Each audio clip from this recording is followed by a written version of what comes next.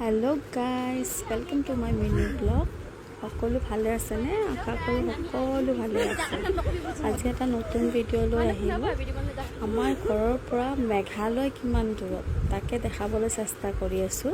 Only 10 মিনিটৰ ৰাস্তা আৰু আমি পাই গ'লোঁ মেঘালয়। এইটো মেঘালয় এণ্ট্ৰি, এইটো আমাৰ অসম এণ্ট্ৰি। আৰু এইটো চাওক মেঘালয় ৰাস্তা।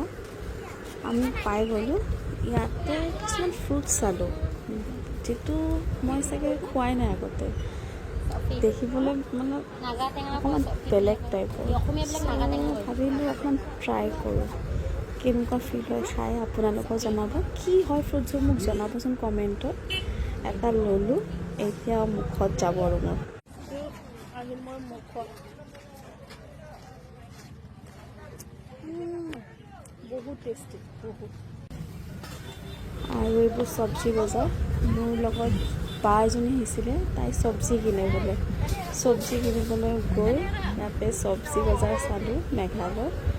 তাৰপিছত এটা ভাল কথা এটা মনত পৰিলে, এটা বস্তু দেখাবলৈ, যে ইয়াৰ পৰা আপোনাৰ এইখন বৰ্ডত লিখা থাকিব দক্ষিণ গণেশ নগৰ বুলি, মানে অসমৰ ৰাস্তা। ঠিক আছে, অসমৰ ৰাস্তা। আপুনি ইয়াৰ পৰা ডাইৰেক্ট আপুনি বশিষ্ঠ চাৰিআলি পাব, দক্ষিণ গণেশ নগৰ।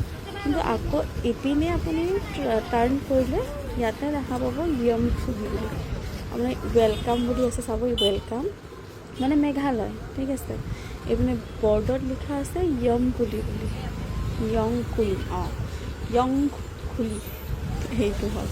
তাকে দেখালোঁ। তাৰপিছত বা বোলে শুকান মাছ খায়, মইতো একদম বেয়া পাওঁ। তাই আকৌ বহুত ভাল পায়, সেইটোৱে খাই আছিলে তাই। তাই লৈছিলে খাবলৈ।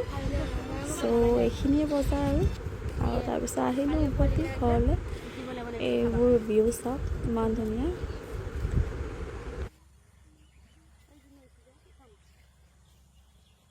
পুৰা হৈ গ'ল গাইজ, বৰ্তমান ঘৰলৈ গৈ আছোঁ।